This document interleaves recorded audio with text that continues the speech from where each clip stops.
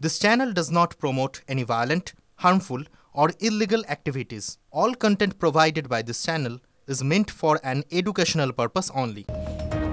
নমস্কার, নিউজ-এর 2 শুরু করব। দেখুন, বাংলাদেশের খবর তো আছে, কিন্তু তার বাইরেও হঠাৎ লালু প্রসাদ যাদব মমতা বন্দ্যোপাধ্যায়ের নাম নিয়ে বারবার বলছেন এবং তার পাশে দাঁড়াচ্ছেন।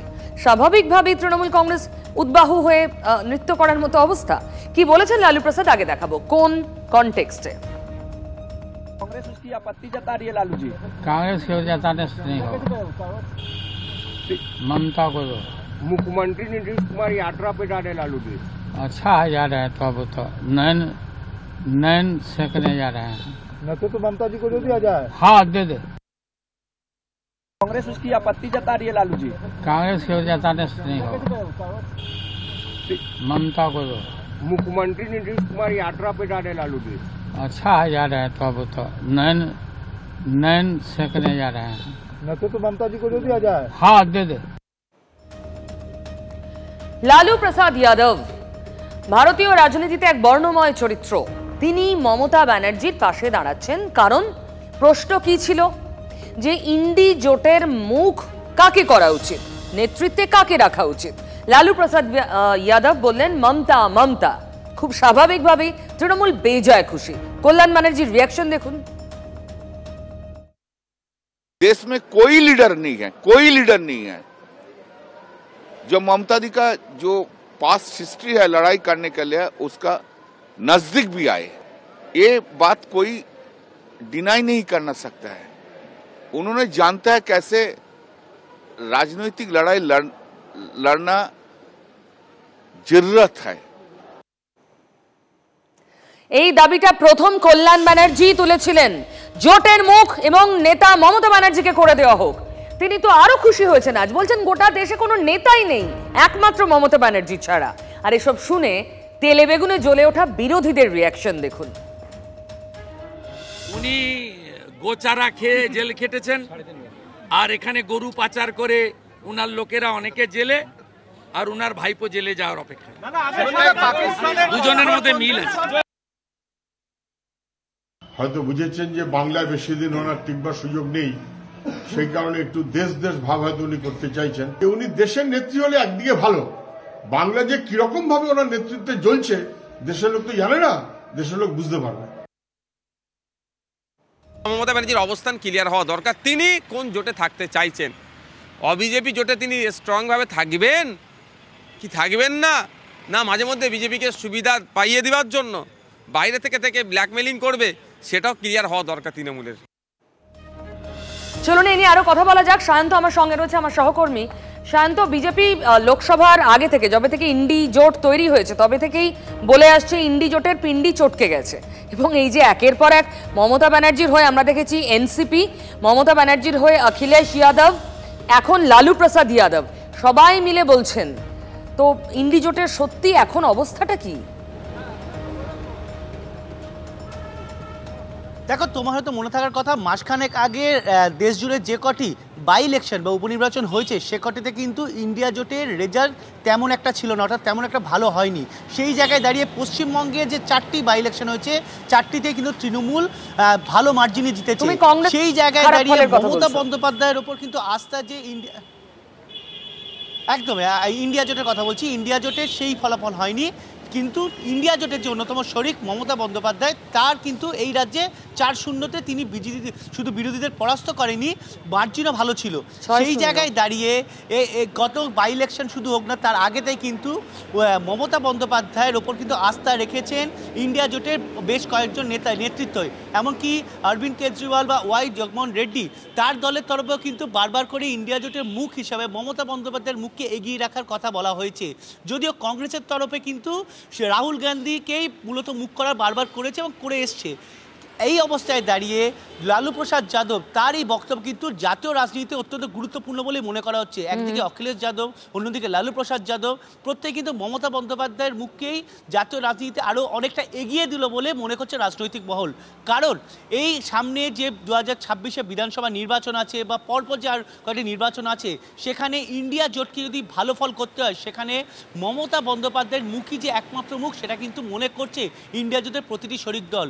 কংগ্রেসের ফলাফল ভালো না হওয়ায় এই বাকি যে শরিকগুলো রয়েছে ইন্ডিয়া জোটে তারা কিন্তু রীতিমতো কংগ্রেসকে চেপে ধরেছে।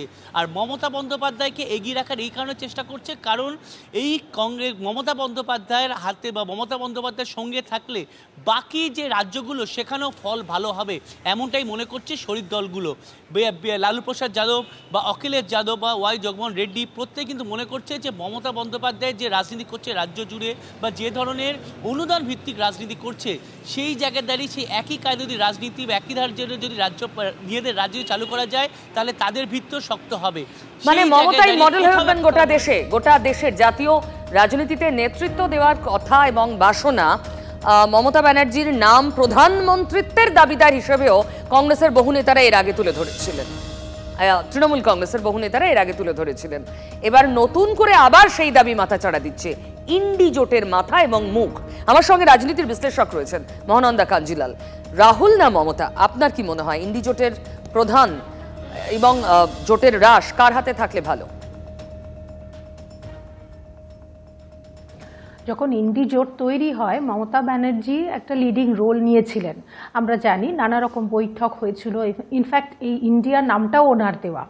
কাজেই তিনি নিশ্চয়ই আশাবাদী ছিলেন এবং তিনি যথেষ্ট অভিজ্ঞ একজন রাজনীতিক এবং রাজনৈতিক কৌশল এবং যথেষ্ট সেই ব্যাপারে তিনি দক্ষ, সেটা পশ্চিমবঙ্গের বিধানসভা লোকসভার ভোটেই তার প্রমাণ মিলেছে। আর রাজনৈতিক দিক থেকে যদি আমরা ব্যাপারটা আলোচনা করি তাহলে অবশ্যই কংগ্রেস সর্ববৃহৎ ন্যাশনালিস্ট পার্টি ভারতবর্ষে, বিষয়ে সন্দেহ নেই। কিন্তু আমরা সাম্প্রতিককালে বা বেশ কিছুদিন ধরেই আমরা একটা জিনিস পরিষ্কার দেখতে পাচ্ছি যে কংগ্রেসে কিন্তু সেই রকম নেতৃত্বের অভাব আছে।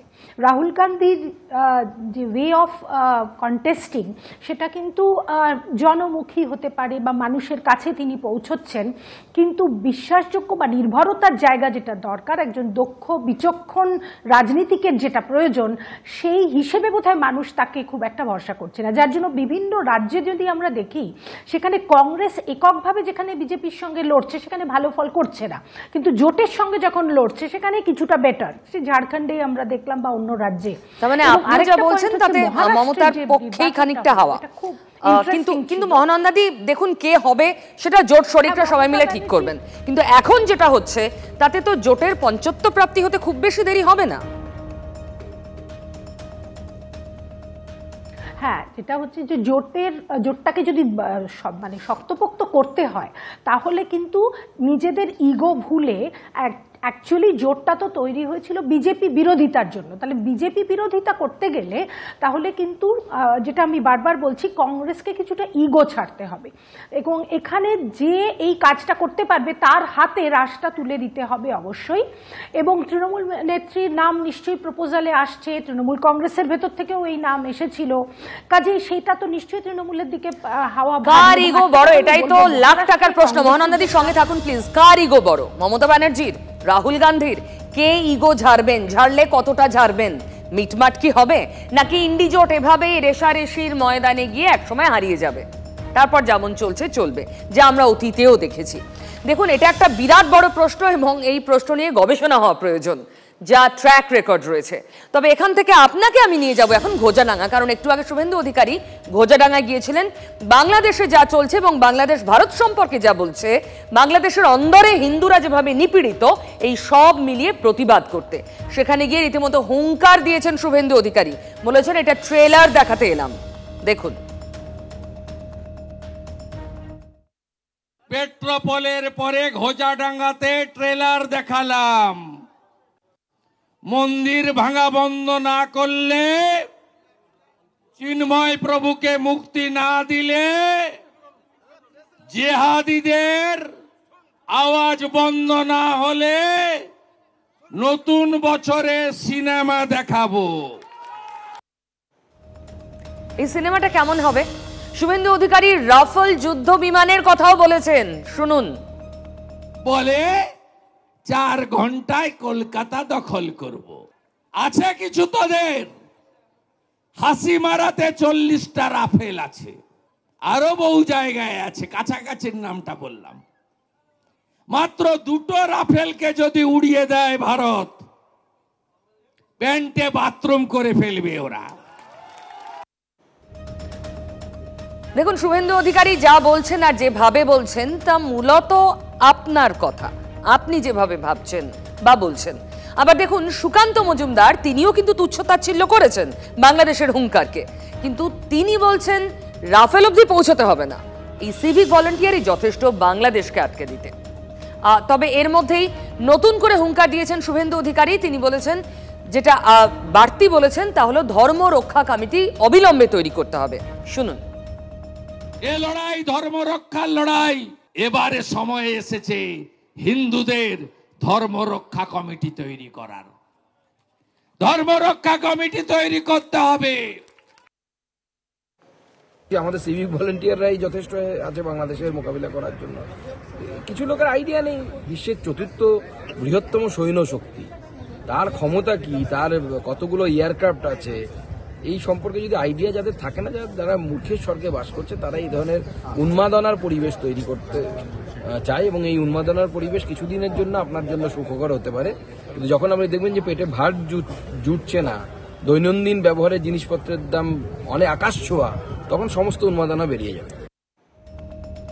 দেখুন, বাংলাদেশ যেভাবে যা যা হুঙ্কার দিচ্ছে তা সত্যি এপার বাংলায় খোরাক, এ বিষয়ে তো কোনো সন্দেহ নেই। সোশ্যাল মিডিয়ায় চোখ রাখলেই বোঝা যায়, আর নেতারাও যে ভাষায় বলছেন। কিন্তু এই যে ধর্ম রক্ষা কমিটি, সত্যি কি তার প্রয়োজন পড়ে গিয়েছে? প্রদীপ তো আমার সঙ্গে রয়েছে। প্রদীপ, তো এটা খুব সিরিয়াস। ধর্ম রক্ষা কমিটি মানে দেখো, বিজেপি বিরোধী সব দলই বলছে যে বাংলাদেশের অবস্থাকে কাজে লাগিয়ে এখানে কোথাও 60 বিভাজনের পথে এগোতে চাইছে বিজেপি। এই ধর্ম রক্ষা কমিটি কি সেই ন্যারেটিভকে আরেকটু এগিয়ে দিল?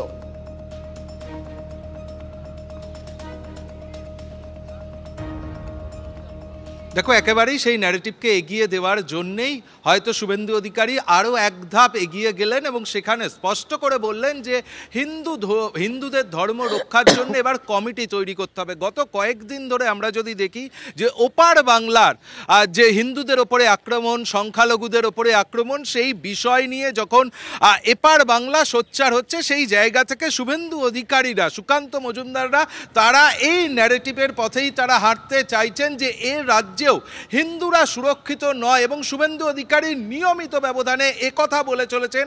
আজকেও ঘোচাডাঙ্গা সীমান্তে তার যে সমাবেশ ছিল, যে 26-এর যে লড়াই, অর্থাৎ বিধানসভা নির্বাচন, সেই লড়াইটা হিন্দুদের অস্তিত্ব রক্ষার লড়াই হতে চলেছে। ফলে সেই জায়গা থেকে গতকালও যখন শুভেন্দু অধিকারীর কাছে জিজ্ঞেস করা হয়, মমতা বন্দ্যোপাধ্যায় বিভিন্ন বিষয় নিয়ে বলছেন, পিএইচই নিয়ে বলছেন, সেই জায়গা থেকে শুভেন্দু অধিকারী বলেন যে যাই তারা বলুন না কেন, লক্ষ্মীর ভাণ্ডার 3000 টাকা হলেও এই ভোটটা হবে হিন্দুদের সঙ্গে মমতা বন্দ্যোপাধ্যায়ের হিন্দুদের অস্তিত্ব রক্ষার লড়াই। অর্থাৎ কোথাও গিয়ে 26-এর ভোট কোন পথে যাবে তার ন্যারেটিভ ইতিমধ্যেই শুভেন্দু অধিকারীরা স্থির করে ফেলেছেন। এবং পিউদি দেখো, গত কয়েকদিন ধরে, শুধু নয় গত কয়েক মাসে উৎসব পর্বে, পুজো পর্বে যে বিভিন্ন জায়গায় অশান্তির ঘটনা ঘটেছে, সেই কথাগুলোও কিন্তু শুভেন্দু অধিকারীরা টানা সামনে নিয়ে আসছেন এবং সরাসরি মমতা বন্দ্যোপাধ্যায়কে একটি সম্প্রদায়ের দিকে তারা ঠেলে দিচ্ছেন। অর্থাৎ কোথাও গিয়ে এ রাজ্যের রাজনীতিতে ধর্ম যে প্রধান অস্ত্র হতে চলেছে সেটা ক্রমশ স্পষ্ট হচ্ছে এবং তার মানে 26-এ বিজেপি সেই ধর্মের জিগির তুলেই ভোটে যেতে চায়। প্রদীপ, তোমাকে ধন্যবাদ। এই খবর যখন আপনাদের দিচ্ছি তার মধ্যেই কানে এলো ঢাকায় আবার অ্যাটাক হয়েছে ইসকনে। ঢাকার ইসকনে হামলা হয়েছে। আমার সঙ্গে রয়েছে রাজা চট্টোপাধ্যায়, এই বিষয়ে আরো জানাতে। রাজা, কি হয়েছে? এর মধ্যে আপনাদের জানিয়ে দিই, ঢাকার ইসকনে আবার হামলা। কয়েকদিন আগে আপনারা জানেন ইসকনের মন্দিরে হামলা হয়েছিল, পুড়িয়ে দেওয়া হয়েছিল রাধা গোবিন্দের মূর্তি, সেই পোড়া মূর্তির ছবি সামনে এসেছিল। আবার ইসকনে হামলা। তাহলে এই যে দু দেশের বিদেশ সচিব পর্যায়ের বৈঠক হলো, এই যে ইউনিসেফ প্রশাসন লাগাতার বলে যাচ্ছে যে আমরা সম্প্রীতির বার্তা দিচ্ছি, আমরা যথাযথ ব্যবস্থা নেব, দু একটা বিচ্ছিন্ন ঘটনা হচ্ছে, তাহলে এই কি তার নমুনা? ইসকনে আবার হামলা। এবার কি অগ্নিসংযোগ হয়েছে? রাধা রমন দাস, কলকাতা ইসকনের ভাইস প্রেসিডেন্ট, সেই ছবি শেয়ার করেছেন সোশ্যাল মাধ্যমে। অশান্ত বাংলাদেশ, বাংলাদেশের হিংসা কিছুতেই থামছে না এবং কোনোভাবেই হিন্দুরা সেখানে নিরাপদ বোধ করছেন না। সিজারের সঙ্গে আমি কথা বলবো। সিজার, কি হচ্ছে ঢাকায়?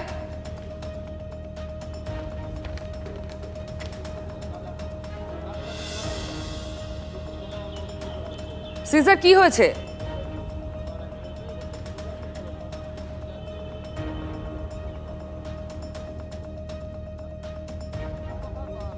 মিডিয়াতে প্রকাশ্যে এসছে। সুনীল সরকার নামে এক ব্যক্তি, তিনি দাবি করেছেন যে তিনি ইসকনের সদস্য এবং তাকে গতকাল রাতে ঢাকার উত্তরাতে তার ওপর হামলা হয়।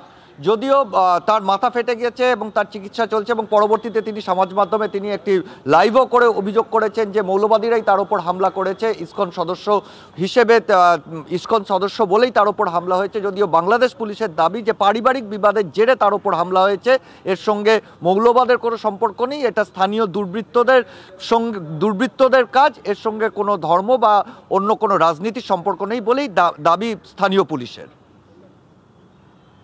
স্যার তোমাকে ধন্যবাদ। দেখুন যে ভিডিও শেয়ার করেছেন রাধারমন, দেখুন ঢাকায় আবার ইসকনের উপর হামলা। ঢাকায় ভয়ঙ্কর পরিস্থিতি, আপনারা জানেন, হিন্দুদের বেছে বেছে মারধর, হিন্দুদের বাড়ি জ্বালিয়ে দেওয়া, এবং হিন্দু মহিলারাও এমনকি নিস্তার পাচ্ছেন না এই ধরনের বর্বরোচিত আক্রমণের হাত থেকে। তার মধ্যেই ঢাকার ইসকনে আবার হামলা।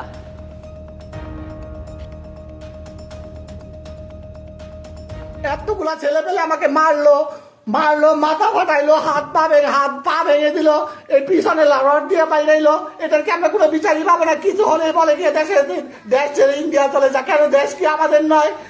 দেশের জন্য কি আমার বাপদারা যুদ্ধ করেনি? আমাদের তো অনেক আত্মীয় স্বজনকে তারা যুদ্ধের সময় মেরে দিয়েছে। যুদ্ধের আগে শুনেছি আমার দাদুর কাছ থেকে রায় হয়েছে, সেই রায়ের সময় আমাদের অনেক দাদু ঠাকুমাকে সবাইকে তারা মেরে দিয়েছে। আমরা কি দেশের মধ্যে সারা বছরই এভাবে নির্যাতিত হতে থাকবো? এমন ভাবে মারলো আমরা। আমারে মনে করেন আমার মোবাইল নিয়ে গেছে, নিয়ে গেছে 10-15টা ছেলে পেলে মিলে আমাকে মারছে। আমাকে যদি মানুষজন বাইরে থেকে না আসতো আমাকে তারা মেরেই দিত। আমার ছোট দুইটা বাচ্চা হাউত মাউত করে চিৎকার, যা বাবাকে মেরে দিল, বাবাকে মেরে দিল। আমি তো ছোট বাচ্চা দুইটা কিনে রাস্তার মধ্যে যাচ্ছিলাম ওদের প্রতিষ্ঠানে যাওয়ার পরে, তো মনে করে আমি তো যুদ্ধ করতে গেলে মারামারি করতে গেলে আমি তো ছোট দুইটা বাচ্চা কিনে কখনোই যেতাম না।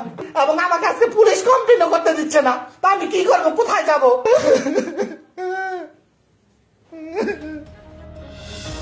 এই যখন অবস্থা, তখন পাকিস্তানকে দারুণ বন্ধু বলছে বাংলাদেশ। পাকিস্তানও বাংলাদেশের গলা জড়িয়ে বলছে আমাদের যত অ্যাটম বোমা আছে সব তোমাদের। শুনুন পাক ধর্মগুরুর কথা। आज हम अपने बंगाली भाइयों को जवाब देते हैं, उन्हें बताते हैं कि भाई ये पाकिस्तान तुम्हारा है, इस पाकिस्तान का जो एटम बम है ना वो भी तुम्हारा है।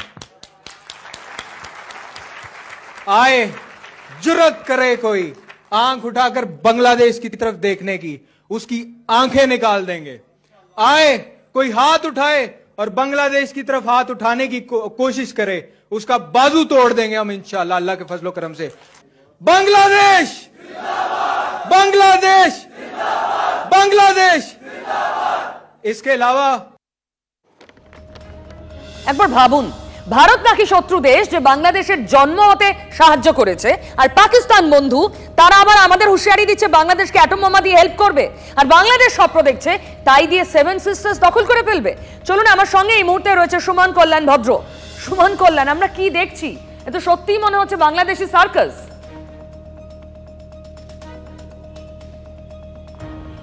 একেবারে সার্কাসই দেখছি সকলে, কিন্তু আরও একটা বিষয় বলি এগুলো কেন হচ্ছে। যে পাকিস্তান অ্যাটম বম দেবে বাংলাদেশকে, আজকের ডেটে তার পেট্রোলের দাম প্রায় 270 টাকা, আর এখন বাংলাদেশের পেট্রোলের দাম 110 টাকা। ফলে কে কাকে সাহায্য করবে? যে দেশটা ইতিমধ্যে ভিখারি হয়ে গেছে আর যে দেশটা ভিখারি হতে যাচ্ছে। ফলে এই যে আস্ফালন, এই আস্ফালনের পেছনে কিন্তু কারণ রয়েছে অন্য। কেউ সেভেন সিস্টার দখলের কথা বলছেন, একটাই কারণ, তার যে এলাকা অর্থাৎ বাংলাদেশের অভ্যন্তরে একটা বড় অংশের মানুষ যখন চুপচাপ দেখছে হিন্দুদের উপর আক্রমণ হচ্ছে, আওয়ামী লীগের ওপর আক্রমণ হচ্ছে, আর যারা আক্রমণ করছে তারা জামাত, বিএনপি এবং কট্টরপন্থীরা, তাদের কাছে একমাত্র এই অতি সক্রিয় এবং অতি দেশভক্তি ইন্ডিয়ার বিরোধিতা যদি তারা সক্রিয়ভাবে করতে না পারে, তাহলে কিন্তু আর কয়েকদিনের মধ্যেই এই গোটা বিষয়টা কিন্তু থিত হয়ে যাবে এবং প্রাইস রাইজ যেভাবে হাইক হচ্ছে সেটার থেকে কিন্তু মানুষ ক্ষুব্ধ হয়ে উঠবেন। ফলে সব মিলে উগ্র জাতীয়তাবাদ, এটাকে ধরে রাখার জন্যই কিন্তু এই সমস্ত ঘটনাগুলো ঘটছে, এবং যেটা আমাদের কাছে সার্কাসও মনে হচ্ছে। কারণ যারা এইগুলো বলছেন তারা হয়তো এই 7 সিস্টার বানানটাও ঠিক মতো করতে পারবেন না, তাদের মুখ দিয়ে এগুলো কথা আসছে। কারণ একটাই, বাংলাদেশের মধ্যে যে অংশ এখনও সুপ্ত অবস্থায় রয়েছে তারা যেন এই জাতীয়তাবোধের কাছে, উগ্র জাতীয়তাবোধের কাছে আরও কিছুদিন আত্মসমর্পণ করে থাকে, মূলত কিন্তু উদ্দেশ্য এটাই। আর এটাই কিন্তু বারবার তারা বলছেন আমেরিকা দখল করবেন 7 সিস্টার, বাংলা, বিহার, বাকিরা সব কি চুপচাপ বসে থাকবে? এদের এই ধারণাটাও নেই, কারণ এদের সেই ধারণা হওয়ার প্রয়োজনও নেই। কারণ এদের মূল গণ্ডি কিন্তু সেই দেশ, যে দেশের মধ্যে এদের জাতীয়তাবাদী দেখিয়ে, জাতীয়তা উদ্বুদ্ধ করে আসলে নির্বাচনটা পার করা এবং আগামী দিনের ক্ষমতাটা দখল করা, এটাই হচ্ছে উদ্দেশ্য। আর এই উদ্দেশ্যে কিন্তু সুমন কল্যাণ, অনেক ধন্যবাদ তোমাকে। দেখুন, শীতের মরশুমে সার্কাস দেখতে খারাপ লাগছে না, কিন্তু সত্যি কি ব্যাপারটা এতটা ফানি না, অত্যন্ত গুরুতর একটা টার্ন নিতেই পারে। কারণ যে নিষিদ্ধ জঙ্গি গোষ্ঠী যারা ইসলামিক আইসিস পন্থী বলে পরিচিত ছিল বাংলাদেশে, তাদেরকে একে একে মুক্তি দেওয়া হচ্ছে, যারা জেলবন্দি ছিলেন হাসিনার সময়, এবং তারা মুক্তি পেয়ে শুধুমাত্র হুঙ্কার দিচ্ছে বাংলাদেশের থেকে আমাদের জন্য নয়, আমাদের মাটিতেও ঢুকে পড়ছে বলে খবর। এই বিপদ কতটা আমাদের জন্য বলবে সিজার। দেখো, খুব উল্লেখযোগ্যভাবে দুটো ঘটনা উঠে এসছে। সেই ঘটনায় দেখা যাচ্ছে যে এই জুলাই বিপ্লবের অনেক মাস আগে, অর্থাৎ মে মাস, সেই মে মাসে হিজবুত তাহরির নামে একটি সংগঠন, যেটি বাংলাদেশের নিষিদ্ধ জঙ্গি সংগঠন তালিকায় রয়েছে এবং আইএস পন্থী হিসেবে পরিচিত, তাদের দুজন সংগঠক তারা মালদার মেহদিপুর সীমান্ত দিয়ে এসেছিল এবং বৈষ্ণবনগরে তারা স্থানীয় এক যুবকের বাড়িতে বৈঠক করে এবং সেখান থেকে তারা চলে যায় ধুলিয়ানে। সেখানেও তারা স্থানীয় যুবকদের নিয়ে বেশ কিছু বৈঠক করে এবং পরবর্তী তদন্তে দেখা গিয়েছে মূলত খেলাফত প্রতিষ্ঠা এবং ইসলামিক চর্চা, যেটা সাধারণত এই ধরনের সংগঠনের প্রাথমিক সংগঠন তৈরি করার ক্ষেত্রে যে ধরনের বৈঠক হয় সেই ধরনের বৈঠক হয়েছে। আর এখান থেকে দুটো বিষয় উঠে আসছে। এক হচ্ছে জুলাই বিপ্লবের অনেক আগে থেকেই বাংলাদেশের এই মৌলবাদী শক্তিগুলো যে এই রাজ্যে ফের সক্রিয় হওয়ার চেষ্টা করছে সেটা প্রমাণিত হয়। দ্বিতীয় বিষয়টা প্রমাণিত হয়, এতদিন ধরে এই রাজ্যে আল কায়দা থেকে শুরু করে জেএমবির মতো সংগঠনের অস্তিত্ব ছিল, কিন্তু নতুন আরেকটি সংগঠন তারা এখানে এসে সিমির যে পুরনো ঘাঁটিগুলো বা সিমির যে পুরনো সেলগুলো সেগুলোকে ব্যবহার করে নিজেদের সংগঠন বিস্তার করার চেষ্টা করছে। অর্থাৎ সেটা কোথাও ভারতের পক্ষে যথেষ্ট আশঙ্কার, সেটা কিন্তু একদমই স্পষ্ট।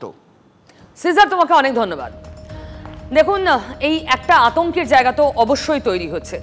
পাকিস্তানের ধর্মগুরু কি বললেন, বাংলাদেশে 2-4 জন কট্টর মৌলবাদী কি বললেন, তার থেকে অনেক বড় কথা তাদের ক্রিয়াকলাপ যদি ভারতের মাটিতে শুরু হয় এবং সেটা যদি আরো ডালপালা মেলে, তাহলে আমাদের জন্য সমূহ বিপদ।